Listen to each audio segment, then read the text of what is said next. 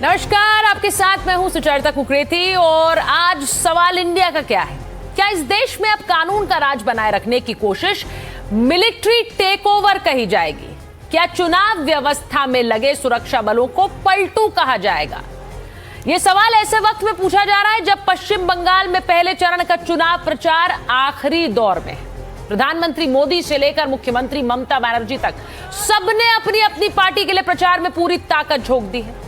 इस बीच तृणमूल कांग्रेस की सांसद महुआ मोइत्रा ने एक शब्द उछाल दिया, मिलिट्री टेकओवर।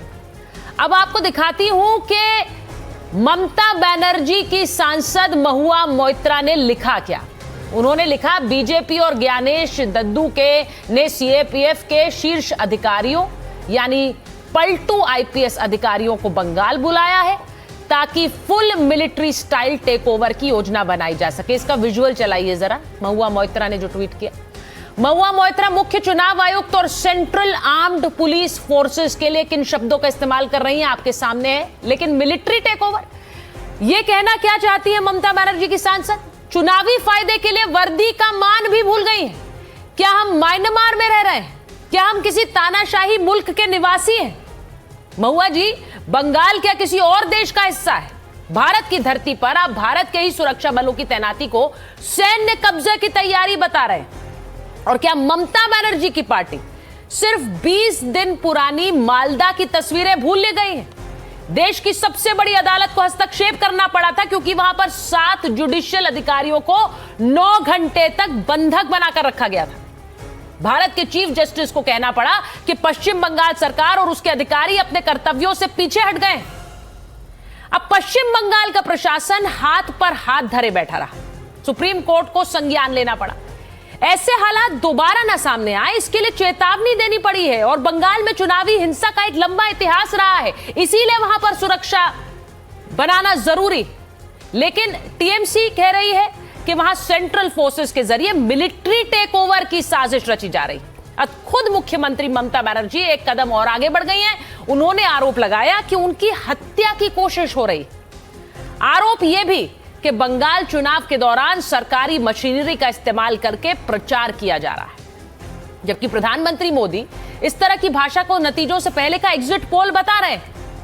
तो क्या यह मान लिया जाए कि आखिरी दौर के प्रचार में बंगाल में सारे घोड़े खोल दिए गए? और क्या इस चक्कर में हमारे माननीय यह भी भूल गए हैं कि यह लोकतंत्र है और यहां मिलिट्री टेकओवर जैसी चीजें नहीं होती हैं? लेकिन इन बातों से भ्रम जरूर फैलाया जा सकता है, वोट हासिल करने की एक कोशिश जरूर हो सकती है।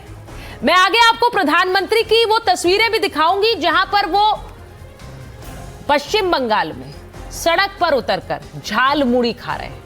आज योगी आदित्यनाथ भी पश्चिम बंगाल पहुंचे थे। उन्होंने कौन सा वो बयान दिया है जिसके चलते वहां की राजनीति फिर गर्मा गई है? ममता बनर्जी पलटवार कर रही हैं। जरा जल्दी से सुनिए, उसके बाद अपने मेहमानों का परिचय कराती हूं।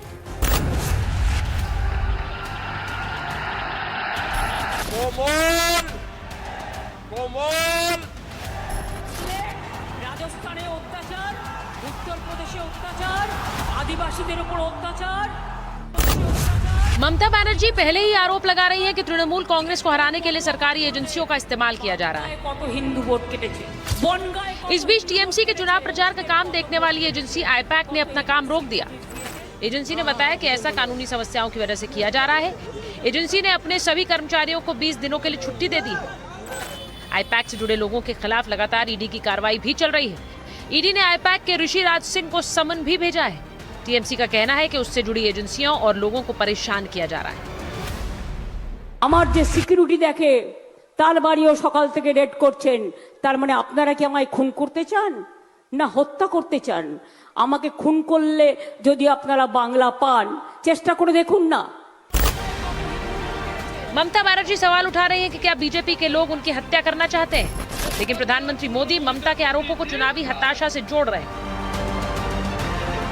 कोलकाता में जो उनके बड़े नेता हैं, उनकी धमकियां, उनकी गुंडागर्दी की भाषा, उनका रोना धोना, ये 4 मई से पहले का एग्जिट पोल है। टीएमसी नेताओं की ये धमकियां खोखली है। इस बीच प्रधानमंत्री मोदी की झालमुड़ी ने सूबे की सियासत को अलग स्वाद दे रखा है। प्रधानमंत्री ने जहां गाड़ी से उतरकर दुकान पे जाकर झालमुड़ी खाई, अच्छे वाला कितने का होता है? 10-20। हाँ, जो भी है बना दो। तो वहीं यूपी के मुख्यमंत्री योगी आदित्यनाथ आज बंगाल में कई रैलियां करने पहुंचे और वहां पहुंचकर उन्होंने अपने अंदाज में बड़ी बात कह दी।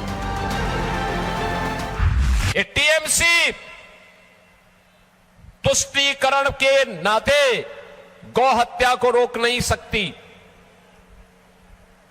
तस्करी को रोक नहीं सकती, माफिया पे लगाम नहीं कस सकती, लेकिन गौ माता को कटने नहीं देंगे और हिंदुओं को बंटने नहीं देंगे। मैं कहूंगा ये बार आप बोलेंगे खेला शेष, उन्नयन शुरू। ए बार उन्नयन, ए बार उन्नयन। अब 21 अप्रैल को बंगाल में पहले चरण के मतदान के लिए प्रचार थम जाएगा। ऐसे में कौन सी पार्टी किस पर भारी पड़ेगी?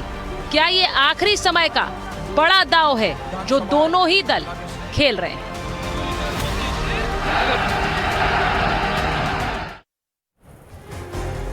सवाल इंडिया का क्या है? सुरक्षा बलों की चुनावी तैयारी क्या मिलिट्री टेक ओवर है? बीजेपी के विरोध में सेंट्रल फोर्सेस का अपमान करेंगे क्या? बंगाल के वोटर को आखिर डरा कौन रहा है? वर्दी का अपमान करने से क्या वोट मिल जाएंगे? चुनाव आयोग वर्सेस विपक्ष, झगड़ा कहां तक जाएगा? सवाल ये पूछ रही हूं। अपने मेहमानों का परिचय आपसे करा देती हूं। मेरे साथ कौन कौन से मेहमान जुड़ रहे हैं आज। मैं मेहमानों पर जाऊं उससे पहले जरा वो तस्वीरें भी आपको दिखाती हूं जो कल से सोशल मीडिया पर वायरल है। प्रधानमंत्री नरेंद्र मोदी झालमुड़ी लेने गए, दुकान पर उतरे। हाँ, जो भी है बना दो। हाँ, झालमुड़ी खाएंगे? खाएंगे, बिल्कुल खाएंगे। तो कितना 10 रुपए देना है? दुकान में आए सर। हाँ, 10 रुपए देना है। नहीं भाई, ऐसा नहीं।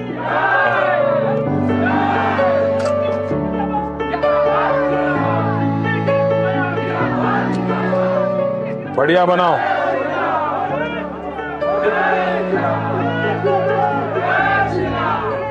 प्याज खाते हैं आप? हाँ, प्याज खाते हैं? हाँ, प्याज खाते हैं, दिमाग नहीं खाते बस। तो ये एक तरफ आपने कल की तस्वीरें देखी बंगाल में जब प्रधानमंत्री नरेंद्र मोदी उतरकर झालमुड़ी खा रहे थे। अब इसी पर ममता बनर्जी का पलटवार आया है, वो भी आपको दिखा देती हूं। ममता बनर्जी आज इस झालमुड़ी की तस्वीरों पर बोली है। टीएमसी पहले ही कह रही है कि ये जो स्टाइल है ये तो टीएमसी की नेत्री ममता बनर्जी का है। अब ममता बनर्जी क्या कह रही है? उन्होंने कहा कि माइक लगवा दिया, एसपीजी से झालमुड़ी तैयार करवा दी, 10 रुपए कभी इनकी जेब में रहते नहीं है। ममता बनर्जी ये कह रही हैं कि इनकी जेब में 10 रुपए कभी नहीं रहते, ये नाटक हो रहा है और चुनाव के समय पर बोलते हैं मैं चाय वाला हूं। ममता बनर्जी का ये बयान सुनिए। तस्वीरें ममता बनर्जी और नरेंद्र मोदी दोनों की चलाई। পিট করে দোকানে ঝালমুড়ি এসপিজি কে দিয়ে তৈরি করিয়ে 10 টাকা কখনো পকেটে থাকে ওনার? কত নাটক! নির্বাচনের সময় গুহাতে গিয়ে বসে থাকেন, কখনো নির্বাচনের সময় বলে আমি চায়ওয়ালা। आपने सुना कि ममता बनर्जी अब झालमुड़ी पर सीधे सीधे टेक ऑन कर रही हैं प्रधानमंत्री नरेंद्र मोदी को और वो कह रही हैं कि ये जाकर सभा में बोलते हैं और उनके पास कहां से 10 रुपए होते। अब ये पूरी तरह से उन्होंने कहा एसपीजी से करवा दिया है। मैं बताऊं कि मेरे साथ मेहमान कौन कौन जुड़ रहे हैं।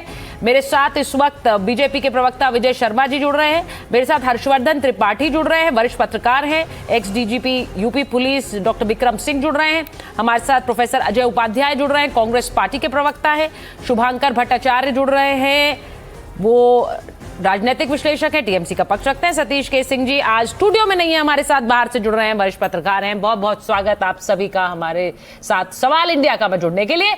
मैं सबसे पहले तो ये तस्वीरें जो दिखा रही हूं, प्रधानमंत्री कल जाते हैं बंगाल में, वहां पर झालमुड़ी खाते हैं। अब उस झालमुड़ी पर पलटवार हो गया है। अब ये मुझे समझ नहीं आया, सियासी झालमुड़ी ये हमें कैसे पता था पहले से? हर्षवर्धन जी मैं पहले आपके पास आ रही हूं। आज ये कैसे पता था कि प्रधानमंत्री की इन तस्वीरों पर कोई ना कोई बयान ममता बनर्जी का जरूर आएगा? अब उन्होंने सीधे कह दिया इनके जेब में कहां थे 10 रुपए, ये तो स्टेज करवाए इन्होंने 10 रुपए, ये सब जो पूरा उन्होंने किया तस्वीर में जो आया ये सब स्टेज था, इनके पास कोई पैसे नहीं रहते, इन्होंने बंगाल के चुनाव के लिए किया। नहीं देखिए सुचेता जी, सबसे पहले तो ये कि कोई भी नेता जब जनता से किसी भी जगह मिलता है, इसको छोड़ दीजिए झालमुड़ी पे मिले, वो चाय की दुकान पर मिले, वो मोची के पास जाए या कहीं भी जाए, तो आप उसको कह सकते हैं कि वो स्टेज है, क्योंकि कहीं वो जा रहा है तो तय करके ही जाएगा। अब नरेंद्र मोदी, पश्चिम बंगाल का चुनाव चल रहा है, उनको जाना था हेलीपैड की तरफ, पर वो अचानक को मुड़ जाते हैं, तो जाहिर है कि उनके मन में ये बात आई होगी, तो उन्होंने 10 रुपए भी रख लिए होंगे कि उनको उन्हें रुपए देने थे। अब एक तो तरीका ये भी था कि वो रुपए न देते, वैसे भी वो लेने को कहां तैयार था, वो तो मना ही कर रहा था, भाई प्रधानमंत्री जिसकी दुकान पर आ जाए, लेकिन उन्होंने उसको दिया। तो ये कहना कि स्टेज था, यानी जो भी नेता जो करता है उस पर ये सवाल उठाना है। सवाल ये है कि इंपैक्ट क्या है? इंपैक्ट ये है कि ममता बनर्जी को ये कहना पड़ा है कि ये स्टेज है। अब जैसे कलकत्ता में क्या है कि पश्चिम बंगाल में वहां झालमुड़ी चलती है, हम लोग जो मतलब इलाहाबाद यूनिवर्सिटी में पढ़ते थे या उस वक्त जो है, तो वहां चुरमुरा चलता था, तो चूरन और चुरमुरा हर जगह बिकता था, बच्चे खाते थे, बड़े खाते थे। ये कनेक्ट करने का एक तरीका होता है, और प्रधानमंत्री नरेंद्र मोदी का ये जो अंदाज है ना, इसका अभी भी कोई जोड़ नहीं, कोई भी कोशिश कर ले, इसका कोई भी अभी जोड़ नहीं निकल पाया। अब क्योंकि उनको लगता है कि ये इस तरह से कोई नेता बात करता है, वो भी प्रधानमंत्री ऐसे बात करता है, तो उसका इंपैक्ट उस समाज के या उस तरह के लोगों पर बहुत हो सकता है, जो कारोबारी हैं, जो झालमुड़ी बेचने वाले हैं, जो नमकीन बनाने वाले हैं, जो उससे जुड़ी सामग्री बेचने वाले हैं, उनको वो डर लगता है। दूसरा एक कि जो बाहर से जाके लोग इस तरह का काम धंधा कर रहे हैं, और इस वीडियो में अगर आप देखिए तो प्रधानमंत्री के साथ महिलाएं बहुत हैं, ये भी एक डर लगता है, क्योंकि ममता जी अभी तक तो एक आवरण ये था कि महिला नेता हैं, बहुत मजबूत है, और जैसे मैं बार बार हर डिबेट में ये कहता हूं कि ममता जी बहुत शानदार नेता हैं, बहुत मजबूत नेता हैं, लेकिन शायद 15 वर्षों के बाद जो बौखलाहट है वो दिखा रही है कि शायद अब उनको लगने लगा है कि क्या चला चली की बेला आ गई है, क्या कुछ मुश्किल हो रही है क्या, और इसीलिए उनको एक कहना पड़ा है कि स्टेज है। वरना कोई भी नेता जो कहता है वो तय करके ही करता है ना भाई, ऐसा थोड़ी ना है कहीं भी कोई जाएगा नहीं। और खासकर देश के प्रधानमंत्री अगर कहीं जाएंगे तो सिक्योरिटी कैसी होगी, जरा उसका भी एक अंदाजा हम लगा ही सकते हैं। मुझे नहीं लगता कि इसमें कोई बहुत सोचने वाली बात है शुभांकर जी। अगर देश के प्रधानमंत्री कहीं जाएंगे तो उनकी सिक्योरिटी का अमला तो पहले ही चलेगा। लेकिन मुझे ये बताइए, ये झालमुड़ी से दिक्कत है या प्रधानमंत्री से दिक्कत है, उनके महिलाओं के साथ दुकान तक जाने में दिक्कत है, दिक्कत क्या है? नहीं, झालमुड़ी की सुचरिता जहां तक बात है, वो मैं हर्षवर्धन जी को मैं गलत नहीं मानता हूं। हर्षवर्धन जी जो कह रहे थे कि एक इशू था, इतना अच्छे से उन्होंने इसका भी बहुत अच्छा वर्णन किया। बात क्या है ना कि इससे पहले किसी नेता को एक्चुअली झालमुड़ी खाते दिखाया नहीं गया, ये भी गलती है। ऐसा तो है नहीं कि ममता बनर्जी ने वहां झालमुड़ी नहीं खाया होगा, लेकिन उसका कोई खबर नहीं बना, उसको कभी उतना ज्यादा कभी आया नहीं उस पर से। अब ये ममता जी से पूछना पड़ेगा अगली बार कभी अगर मैं मिलता हूं, अगर मिलने का कभी मौका मिलता है, मैं उनसे पूछूंगा कि आपको झालमुड़ी नहीं पता है बंगाल में। हालांकि कोई हार्डली कोई ऐसा बंगाली होगा जिसको झालमुड़ी नहीं पता होगा, नहीं खाया होगा। प्रधानमंत्री जी ने पहली बार खाया, उनको पहली बार चखा, उनको अच्छा लगा होगा। तो बात यह कि इसका खबर बन गया, कितनी बड़ी बात है, प्रधानमंत्री जी ने झालमुड़ी खाया, तो झालमुड़ी की इज्जत बन गई प्रधानमंत्री के हाथ में जाते जाते। तो ये बात है कि हम लोग इसको खबर को बना क्या रहे, हम लोग इश्यूज की बात नहीं कर रहे। आप कह रहे कि भैया ऐसा है कि देखिए उनके पीछे महिलाएं चल रही थी। भैया 2021 में कौन चल रहा था? सिर्फ जेंट्स चल रहे थे। हमको याद है 2021 में बहुत बड़ी सभा होती थी, मैं तो तारीफ कर रहा हूं इस बात की। प्रधानमंत्री जी जब भी गए उनके पीछे बहुत बड़ी भीड़ चली, उसमें क्या महिलाएं क्या पुरुष सब चलते थे उनके पीछे। मुझे अभी भी याद है वो एक स्टेज तक उन्होंने साझा किया था जहां से ममता बनर्जी स्टेज से उतर के आई थी। मैं 2021 देखिए शुभांकर जी मुझे ऐसा लगता है चुनाव प्रचार के दौरान कैमरे और लेंस इतने सारे होते हैं ना सर, कि कोई भी बड़ा नेता देश का, और ये तो प्रधानमंत्री थे, कुछ लीक से हटकर करते हैं तो वो खबर बनती है। उसमें खबर ये नहीं कि उन्होंने झालमुड़ी खाई, खबर यह थी कि वो अपने प्रचार में उतरकर एक दुकान पर गए, वहां बात करी। ममता बनर्जी के प्रचार में भी ऐसी तस्वीरें आती है तो वो भी खबर बनकर चलती है। ऐसा नहीं है कि ममता दीदी को नहीं दिखाया जाता, वो बहुत बड़ी नेत्री है देश की। उनके प्रचार में एक व्यक्ति घुस आया, वो थोड़ी सहम गई, वो कितनी बड़ी खबर बनी, कितने सबने चलाया, वो तस्वीरें भी सबने चलाई। अब देखिए ये सब प्रचार की बात है, ये सब प्रचार के दौरान जो होता है उसको दिखाते हैं। लेकिन मेरी बड़ी बात क्या है? बड़ी बात ये है, अरे तो इसको सुनिए मेरी बात।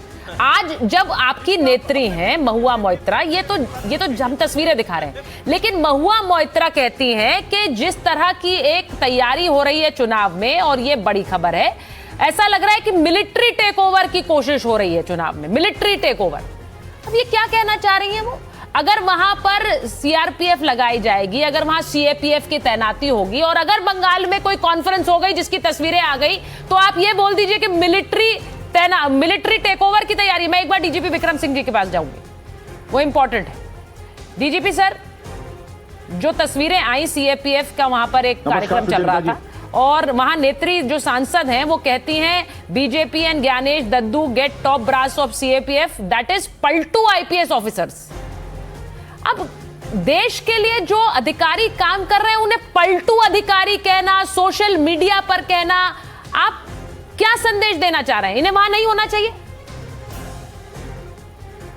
सुचरिता जी नमस्कार। राजनीतिक मित्रों की विद्वता के सामने मैं कुछ भी नहीं हूं। वो जगमगाते हुए सूरज हैं और हम आईपीएस आईएएस अधिकारी केवल टिमटिमाते हुए दीपक हैं उनके सामने। हमारी औकात क्या हम बोले, लेकिन जो अल्टू पलटू कहता है उसने दरअसल दर्पण दिखा दिया अपनी परवरिश, अपनी अपब्रिंगिंग और उनके क्या संस्कार हैं। यही वर्दीधारी अगर न रहे तो आप नेतानी जी, आप महुआ जी, आप दो अपने कदम घर से आगे नहीं निकल पाएंगी। इसलिए अल्टू पलटू कहने के पहले जरा एक बार जरा शीशा देख लीजिए। आप जिनको अल्टू पलटू कह रही हैं उन्होंने 30 साल 36 साल तपस्या की है, तब आईपीएस हैं। ये नहीं कि जाकर के कपड़े बदल करके दो भाषण दे दिए और काम खत्म। उनका काम शुरू होता है। ये मरणोपरांत वीर पदक पाने वाले अधिकारी हैं, शौर्य पदक पाने वाले अधिकारी हैं। और बंगाल में जो असुरक्षा का वातावरण हो गया है, इसके पीछे कौन है मुझे प्रकाश डालने की जरूरत नहीं है। पूरा देश देख रहा है, पूरा विश्व देख रहा है, और उसके लिए ये चट्टान की तरह खड़े हैं। तो आपके ऊपर तो छाती पे सांप लौटना ही लौटना है, क्योंकि आपके बने बनाए खेल को, लगी लगाई थाली को ये आईपीएस और पुलिस अधिकारी, सुरक्षा कर्मी वो हटा रहे हैं। तो आपको तो बड़ी पीड़ा होगी। पीड़ा होती है तो होती रहे, ये संवैधानिक उत्तरदायित्व है सुचरिता जी, ये पूरा करना है। अच्छा लगे तो, बुरा लगे तो, और कुछ भी न लगे तो भी ये उत्तरदायित्व पूरी तरह से इसका निर्वहन हमारे सुरक्षा कर्मी, कांस्टेबल से लेकर के आईपीएस तक ये पूरा करेंगे। अब आपको बुरा लग रहा है तो आप खुद देखिए, जब सुरक्षा कर्मी आते हैं तो सामान्य जनता खुश हो जाती है, चोटे और बदमाश भयाक्रांत हो जाते हैं। ये आप चयन कर लीजिए आप किस तरफ खड़ी हैं। आपने जो बात बोली है सुरक्षा बलों की तैनाती पश्चिम बंगाल में, मुझे लगता है विजय शर्मा जी और अजय उपाध्याय जी को ले आइए स्क्रीन पर जरा। मैं आपसे पूछती हूँ अजय जी, ये पहली बार नहीं है, कांग्रेस पार्टी इस बात को उठाती रही है कि पश्चिम बंगाल में कैसे चुनावी हिंसा हुई है। अधीर रंजन चौधरी तो मुझे लगता है सबसे बड़े इस बात के एक तरह से वक्ता रहे, उन्होंने कई बार इस मुद्दे को उठाया। अब इस चुनाव में जो तैनाती हो रही है उस पर मिलिट्री स्टाइल टेक ओवर, पहले तो मुझे ये बताइए आप सहमत हैं या असहमत हैं? सुचरिता जी, दो तरह की बात है। पहली बात है कि बंगाल की राजनीति में जो हिंसा की प्रवृत्ति बढ़ी है पिछले 2 चुनावों से, और ये स्वाभाविक तौर पे है कि एक हाथ से ताली तो बजती नहीं है, तालियां दोनों हाथ से बजती हैं। तो ताली वहाँ पे भाजपा और टीएमसी दोनों ने बजाने का काम किया पिछले चुनाव में भी, और इस बार भी जिस तरह की परिस्थिति दिख रही है बंगाल में लगातार, अब तो ईडीआईटी वहाँ लगातार घूम रहा है, छापा पर छापा चल रहा है। तो सारे यंत्र तंत्र षड्यंत्र जो है मोदी जी ने लगा रखी है, जितनी उनको जो आज तो देश को कूटनीति की ज़रूरत है, एक स्वस्थ जो देश की साख को बचाए। वैश्विक संकट जिस तरह से है, हमारे टैंकरों पर जिस तरह हमले हो रहे हैं, जिस तरह रसा से तेल लेने के लिए बार बार अमेरिका से अनुमति लेनी पड़ रही है, लेकिन स्वस्थ कूटनीति का तो कहीं कुछ दिख नहीं रहा है। हम लोग को आशा थी कि मोदी जी आगे बढ़ेंगे, पर वो कुटिल नीति में लगे हुए हैं। बंगाल में वो जो भी हो सकता है साम दाम दंड भेद, ताकि वहाँ कहीं ना कहीं लोकतंत्र को पीछे करके और सत्ता हथियाई जाए। अभी आपने देखा 3 दिन किस तरह से लोकसभा के पटल पर भी वही काम हुआ। पर कोई बात नहीं, झालमुरी के बारे में जो आपने चर्चा की है बहुत अच्छा लगा मुझे, और पहली बार असहमत विचार के होते हुए भी मैं सहमत हूँ उनसे, त्रिपाठी जी से। नहीं, मैंने तो झालमुरी पर सवाल ही नहीं पूछा आपसे अजय जी, मैंने तो पूछा क्या मिलिट्री टेक ओवर की तैयारी हो रही है पश्चिम बंगाल में, क्या इसे सही कहा जा सकता है? देखिए, देखिए, इस देश में किसी की ये क्षमता नहीं है कि वो मिलिट्री टेक ओवर करेगा। जो मिलिट्री टेक ओवर करने की सोच भी रहा होगा उसे इस देश की डेमोक्रेसी ऐसा नहीं होने देगी। पर एक जरूर है कि आप दाएं बाएं कुछ प्रयास जरूर करते हैं ताकि लोकतंत्र को जो है चुनाव को किसी तरह प्रभावित करें। कितने चुनाव लड़े हैं, कितने चुनाव लड़े गए पहले मुझे बताइए, इतने राज्यों में जहां पर इस तरह की तैनाती थी, अभी तो बिहार गया है, क्या वहां तैनाती नहीं होती थी? इन तस्वीरों को देखकर ये कहना कि देखिए ये तो एक मिलिट्री टेक ओवर करने वाले हैं। विजय जी, बहुत सारे आरोप लग रहा है। तो ममता बनर्जी ने सीधे सीधे प्रधानमंत्री पर भी आरोप लगा दिया उनके झालमुड़ी को लेकर। मिलिट्री टेक ओवर करने की कोशिश कर रहे हैं आप लोग। देखिए सुचरिता जी, ये सबके सामने तय हो चुका है कि ममता दीदी जा रही है, उनके कुशासन का अंत हो चुका है और जनता ने मन बना लिया है। जिस तरह से लाखों लोगों की भीड़ उमड़ती है प्रधानमंत्री जी के स्नेह के लिए, तो ये उससे पता चल रहा है ममता दीदी की जमीन खिसक चुकी है। और अजय जी तो इतने वरिष्ठ प्रवक्ता हैं कांग्रेस के, इनको नहीं पता है कि इनके हजारों कार्यकर्ता मारे गए थे वामपंथी शासन में और हमारे 300 कार्यकर्ता मारे गए हैं। अभी ये सुशासन है क्या? ये कुशासन है, जहां राजनीतिक हिंसा के कारण मारे गए हो, जहां गरीबों को न्याय न मिलता हो। आयुष्मान योजना किस लिए रोक ली? आज चुनाव है, आज मैं क्वेश्चन पूछता हूं, सरकार किसकी है? टीएमसी की है, जवाब दे। आयुष्मान योजना क्यों रोक रखी है बताइए मुझे। किसान सम्मान निधि के तहत 10,000 करोड़ का नुकसान किसानों का किसने किया? ममता दीदी ने। उनसे क्या बैर है ममता दीदी का? जो चाय बागानों में श्रमिकों का 300 करोड़ रुपए इन्होंने रोक रखा है, जो नहीं देने दिया, आसाम में मिल चुका है, वो किसके कारण हुआ है बताइए आप मुझे।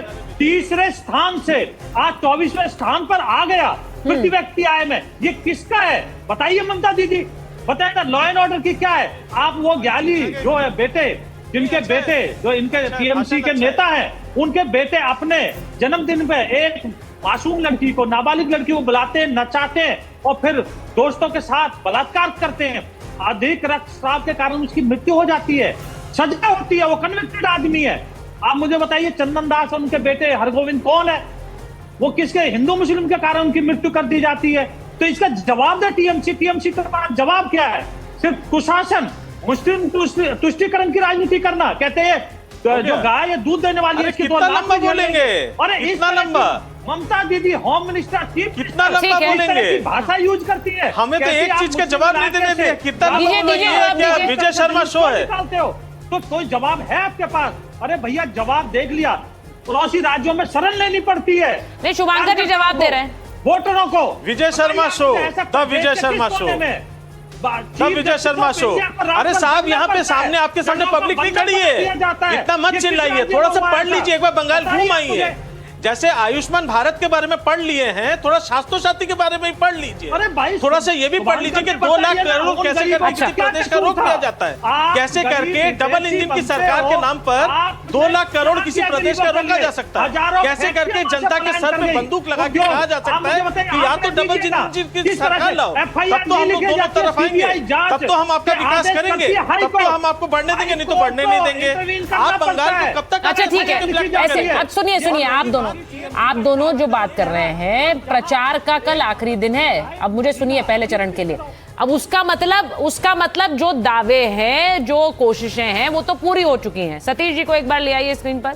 सतीश जी, झालमुड़ी पॉलिटिक्स भी हो गई, सोशल मीडिया पर खूब छाया रहा वो तस्वीर। ममता बनर्जी ने उस पर वार भी कर दिया वापस। उन्होंने बोल भी दिया कि भाई देखिए ये चुनाव के समय ये सब करते हैं और इसको एसपीजी को खास तौर से लगाया रहता है। लेकिन एक बात तो माननी पड़ेगी कि प्रधानमंत्री जो भी करते हैं सुर्खियां तो बटोरता ही है। अब अगर वो जा रहे हैं बंगाल में, अगर वो असम में मिल रहे हैं या फिर बंगाल में जा रहे हैं, किसी की दुकान में जाकर मिल रहे हैं, तो इसमें कोई तकलीफ किसको होनी चाहिए मुझे बताइए। अगर प्रधानमंत्री जाकर वहां कोई इंटरेक्शन भी कर रहे हैं, पैसे दे रहे हैं, क्यों ना करें वो? भाई वो झालमुड़ी वाले के लिए तुमको तो उसका तो बोनांजा लग गया, लॉटरी निकल गया। उसका वो जो 10 रुपया प्रधानमंत्री जी ने दिया है, हो सकता है 50 साल बाद उसको इसी का 10 लाख रुपया मिले। ये बात है। देखिए राजनीति का झोल झाल ऐसा ही है कि सबको ऐसा करना पड़ता है, सब भी करते हैं। जब राहुल गांधी यही वाला काम कर रहे थे तो भाजपा वाले क्या बोलते थे? नौटंकीबाज, पगलैट है, इस तरह की बात कहते थे। तो मैं तो उन्हीं की टिप्पणी उन्हीं के ऊपर डालना चाह रहा हूँ। लेकिन ये राजनीति में चलता है, सब करते हैं। मेरी चिंता दूसरी है। मजा नहीं आ रहा था बंगाल चुनाव में, अभी भी नहीं आ रहा, आपको सच बताएं। अच्छा, मजा ही नहीं आ रहा। लेकिन अगर नहीं आ रहा है, आप ही लोगों को कितना मजा आ रहा है, आप कितना प्रोग्राम किए बताइए ना। मैं एक बात कहना चाहता हूं, देखिए, या तो वो कहती है कि मिलिट्री टेक ओवर, इधर झालमुड़ी हो रहा है, और फिर प्रधानमंत्री जी कहते हैं कि वो धमका रहा है, वो रो रहा है। या तो वो धमका रहा है या तो रो रहा है, दोनों में से एक। ये कोई धमकाने वाला रो नहीं सकता और रोने वाला धमका नहीं सकता, इस चीज को जरा समझिए। तो राजनीति की बिसाती ऐसी है। लेकिन गंभीरता से एक बात मैं कहना चाहता हूं कि यहां पर जितने लोग बैठे हैं, जिसमें आप भी शामिल हैं, हमको आप गंभीरता से बताइए कि वो जो 27 लाख वोटरों का जो मुद्दा था, जो अवैध थे वो तो हट गए, मान लिए, ये 27 लाख में से कितने जुड़े और क्यों नहीं जुड़े? ये तो बहुत गलत हुआ है ना। ये भी तो बहुत लोकतंत्र की बात है, संविधान की बात है, क्यों नहीं है? तो मैं तो ये बहुत सीरियस बात कर रहा हूं। ये सब मिलिट्री टेक ओवर, ये सब फलाना ठिकाना, ये सब में हम नहीं जा रहे। लेकिन मैं बुनियादी प्रश्न जरूर देखता हूं कि ये पहला मौका है कि चुनाव से, एक वोटिंग से पहले पता ही नहीं है कि उन 27 लाख का क्या हुआ। सुनने में आया कि शायद 5 लाख जुड़ गए, तो भाई 22 लाख का क्या हुआ? ये ऐसे चुनाव तो मैं नहीं समझता हूं कि ऐसे होना चाहिए। जी नहीं, बिल्कुल नहीं होना चाहिए। मैं उसका जवाब भी लेती हूँ विजय जी से भी और हर्षवर्धन जी से भी, क्योंकि जब भी आंकड़े बिहार के भी आए थे सामने, वहां पर भी वोटर के नाम कटे थे और फिर उसे लेकर एक पूरा स्पष्टीकरण भी आया था कि कैसे कैसे नाम कटे हैं सर। तो मुझे ऐसा लगता है कि अगर यहाँ SIR की प्रक्रिया है तो हाँ, आप बोलना चाह रहे हैं, एक मिनट रुकिए तो सही। मैं आपसे बस ये पूछ रही हूँ कि उस पर आप सवाल उठा रहे हैं, ठीक है, लेकिन जब IPS अधिकारी जो कि वहां पर तैनात रहेंगे, उनको आप पलटू अधिकारी कह रहे हैं, आप कह रहे हैं मैं इसमें नहीं जाता। सर वो वहां तैनात रहेंगे कल को वहां पर, और आप जानते हैं पश्चिम बंगाल में एक चुनावी हिंसा का इतिहास रहा है, उनके बारे में इस तरह की बात करके मैं सिर्फ पूछ रही हूं, आप इससे असहमत हो सकते हैं, लेकिन हर्षवर्धन जी, अगर उनको बारे में आप इस तरह की भ्रम फैलाएंगे कि ये तो पलटू हैं, ये तो मिले हुए हैं, ये तो बीजेपी के साथ यहां पर सरकार बदलने ही आए हैं, यही कहना चाह रही थी वो, तो इसका असर क्या होता है आम वोटर पर? फिर अगर किसी तरह की कोई हिंसा होगी, हमने देखा था मालदा में क्या हुआ था, फिर अगर किसी तरह की हिंसा होगी तो कौन जिम्मेदार होगा? देखिए सुचरिता जी, सबसे पहले तो ये कि एक भी मतदाता न छूटे, ये बहुत जरूरी होता है, उसका वो अधिकार है। लेकिन पहला चुनाव नहीं है और कई बार ऐसा होता है कि लोगों के नाम कटवा दिए जाते हैं, हर बार सबके नाम रह भी नहीं जाते हैं। पहले एक बार नाम जुड़वाने के लिए चुनाव आयोग देता था, अब साल में 4 बार, 2 बार, 3 बार आप जाके नाम जुड़वा सकते हैं। ये जो SIR हो रहा है, ये पूरी तरह से सुप्रीम कोर्ट की मॉनिटरिंग में हो रहा है, इसको पहले ठीक से समझ लेना जरूरी है। सुप्रीम कोर्ट की मॉनिटरिंग में हो रहा है। बिहार के मसले पर भी यही हुआ था, सुप्रीम कोर्ट ने कहा कि आप मामले लेकर आइए, हम पूरी तरह से खारिज कर देंगे, यानी जो इलेक्शन कमीशन कर रहा है उस पूरे प्रोसेस को ही खत्म कर देंगे। ऐसा हो नहीं पाया, चुनाव भी हो गया, अच्छे से चुनाव हो गया, कोई शिकायत भी नहीं आई, सब कुछ ठीक से हो गया। अब मेरा ही मानना है कि अपीलेट जल्दी बनना चाहिए था, ट्रिब्यूनल नहीं बना, लेकिन उसको सरकार जो उस वक्त की जो मशीनरी थी, अगर आपको ध्यान में हो, सरकार ने क्या किया, सरकार में कह रहा हूं तो राज्य की सरकार है, वो अधिकारी ही नहीं दे पाई थी। पता नहीं क्यों इसको सहूलियत के साथ सतीश जी ने छोड़ दिया। आप जानते हैं ना, देश में अकेला राज्य है जिसमें राज्य सरकार ने चुनाव आयोग को सहयोग नहीं दिया, तो क्या करना पड़ा? सुप्रीम कोर्ट ने कहा कि ठीक है भाई, आप नहीं दे रहे हैं अधिकारी तो हम करेंगे, तो 700 जुडिशियल ऑफिसर्स को तैनात किया गया। भारत के इतिहास में कभी भी ऐसा नहीं करना पड़ा, चुनाव आयोग से ऐसी लड़ाई किसी राज्य सरकार ने नहीं लड़ी। अब वो जाहिर है कि उसमें एक प्रोसेस है, उसमें हो रहा है, और जो होगा उसका होगा, और मेरा मानना है कि वो प्रक्रिया होनी चाहिए, सबको अधिकार मिलना चाहिए।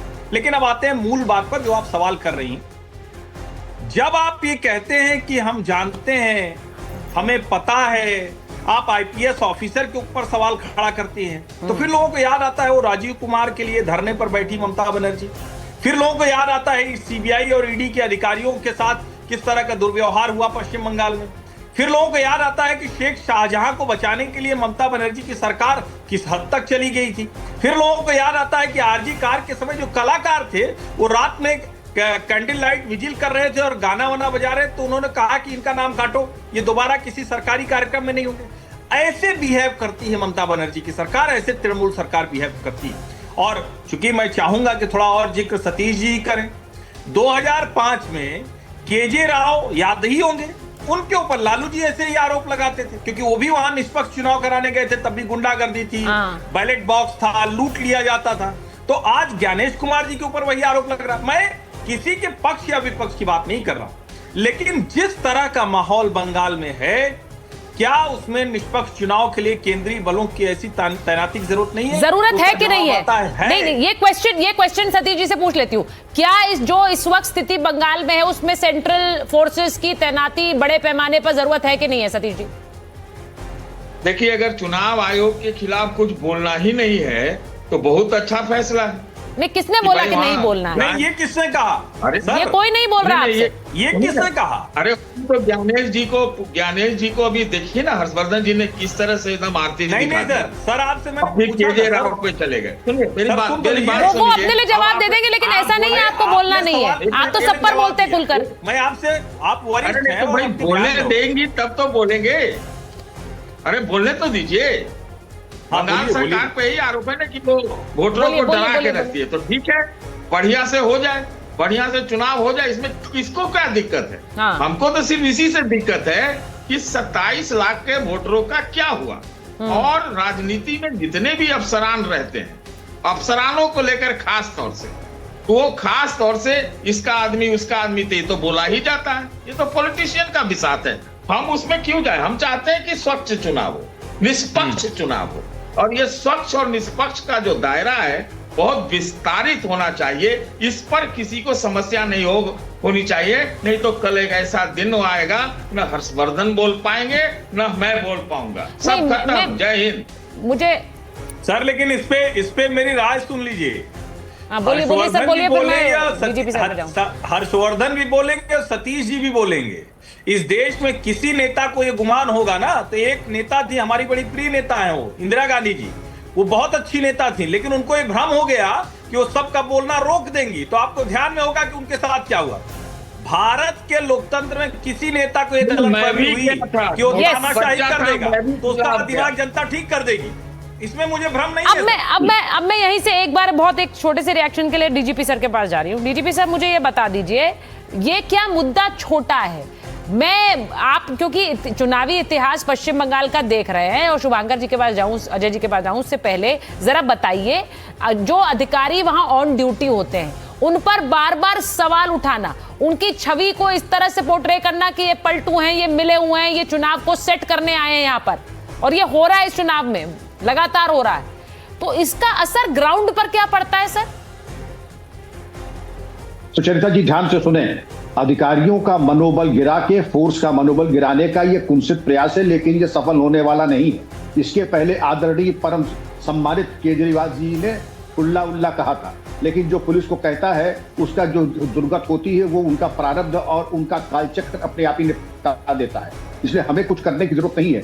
इनका एक ही पॉइंट का एजेंडा है, अधिकारियों का मनोबल गिराओ, अधिकारियों का मनोबल गिरेगा, फोर्स का मनोबल चौगुना गिरेगा। वो इस गलतफहमी में है कि आपके कहने से नहीं, आपके ये फोर्स है, छुई मुई नहीं है कि आपके व्यंग्यात्मक प्रतिभा के आगे ये नतमस्तक हो जाए। ये फौलादी लोग हैं, आप कैसे कितने आए कितने चले गए, उनकी जरा दुर्गत देख लीजिए और फिर अपनी व्यंग्यात्मक प्रतिभा में धार लाइएगा। इसका कोई असर हमारे फोर्स के ऊपर और उनके मनोबल पर नहीं पड़ने वाला है। प्रयास आपने खूब किया, लेकिन जैसे पहले मुंह की खाई, आगे भी मुंह की खाइएगा। सुचरिता जी ठीक है।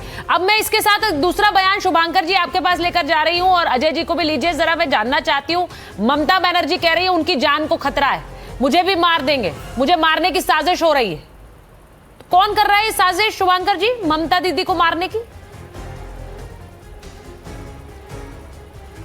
अगर ये मेरे से अगर प्रश्न है तो मैं आशा करूंगा कि बीच में फिर और दूसरे को बीच में कोई नहीं बोलेगा सर, आप बोले नहीं दिया जाएगा। हाँ। सबसे पहली बात, दो बार आपने यहाँ पे जो पलटू करके आपने बात कही और इसको लेके आप डीजीपी साहब के पास गई।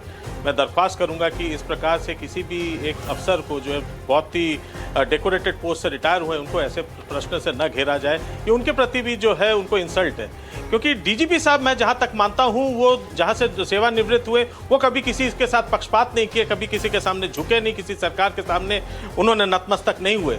तो वो इस बात को शायद वो ना समझ पाए। लेकिन यहाँ पे शायद डीजीपी साहब इस बात से जरूर ये वो करेंगे कि हाँ, यहाँ पे बंगाल में पहली बार ऐसा हुआ जहाँ इतने अफसरों का तबादला हुआ, पूरा सिस्टम को, इकोसिस्टम को ऐसा बनाया गया जो कि किसी पर्टिकुलर पार्टी को सूट करता हो। आज के दिन में ऐसा कोई भी, जैसा कि अभी थोड़ी देर पहले सतीश जी कह रहे थे कि यहाँ पे जो है स्वायत्त संस्थान है, उनके ऊपर आज प्रश्न पूछना मुश्किल हो गया है। तो फिर डेमोक्रेसी किस बात की? अगर आप अपने डेमोक्रेसी में, अगर आप किसी संस्था की या किसी भी चीज के, अगर उसके कार्यकारिणी से, उससे आप अगर संतुष्ट नहीं है, उस पर प्रश्न तक नहीं उठा सकते, तो फिर डेमोक्रेसी किस बात की? तो पहली तो बात यह है कि आप प्रश्न पूछने से नहीं रोक सकते। दूसरी बात यह है कि अगर यहाँ पे आप ये कहते हैं कि स्वायत्त संस्थान है और यहाँ पे अधिकारी किसी का पक्षपात नहीं करते, तो फिर इतने तबादले करने की जरूरत क्या थी? इतने पोस्ट हटने की जरूरत क्या थी? नए अधिकारियों को लाने की जरूरत क्या थी? यानी यही मंशा, यही सोच कहीं ना कहीं बीजेपी के आला कमान के भी दिमाग में रही होगी, तभी उन्होंने बदला है, तभी उन्होंने ये बदलाव किया। तो ये बात तो ऐसा तो है नहीं कि सिर्फ टीएमसी सोच रही है कि नहीं भाई पक्षपात हो रहा है, कुछ जो है जो एजेंसियां हैं वो सरकार, केंद्र सरकार के उसमें काम कर रही है, ऐसी तो बात है नहीं। बात यहाँ पे ये है कि ये धारणा बैठी कैसे? आखिर हमने अपनी संस्थाओं को यहाँ तक इतना ज्यादा हमने उनको लिबर्टी दी कैसे कि वो चूज कर सके कि किस सरकार के साथ, किस सरकार के लिए किसके पक्षपात करने से कितना बेनिफिट हो सके? आखिर ये सोच हम लोग लाई क्यों आप अपने जो है अपने सर मुझे एक बात बताइए, अगर पुलिस अधिकारी के लिए पश्चिम बंगाल की मुख्यमंत्री खुद धरने पर बैठ जाएं तो फिर क्या कहा जाएगा? आप ये कह रहे हैं कि किसी तरह के कोई तबादले नहीं होंगे, मतलब किसी तरह के कोई अधिकारी की जांच भी नहीं होगी। ममता बनर्जी भी तो एक तरह से अपने अधिकारियों को चिन्हित करके बता चुकी है दुनिया को कि उनके वो अधिकारी कौन है जो उनके साथ काम करे, जिनके लिए वो खड़ी रहेंगी। अब अगर कोई जांच होती है, उसमें वो अधिकारी से जांच होने के लिए जाती है, वो धरने पर बैठ जाती है, इसे आप सही ठहराएंगे? बिल्कुल सही। इसे आप सही ठहराएंगे? बिल्कुल सही है, बिल्कुल सही। मतलब कोई भी सेंट्रल फोर्स बंगाल में दखल न दे। अगर दखल देंगे तो कहा जाएगा कि अपनी पसंद का काम कर रहे हैं, अपने अधिकारियों को बिठा रहे हैं, यही कह रहे हैं आप?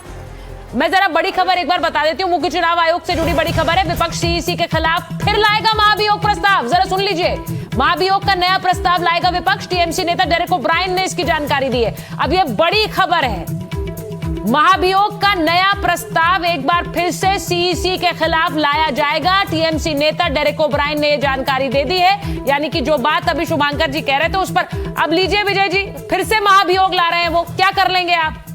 वो बार बार ये बताना चाह रहे हैं कि ये आपके साथ यानी बीजेपी के साथ अलाइंड है, ये हमारे हित में काम नहीं कर रहे हैं और ये दगा दे रहे हैं। Vijay ji, last reaction.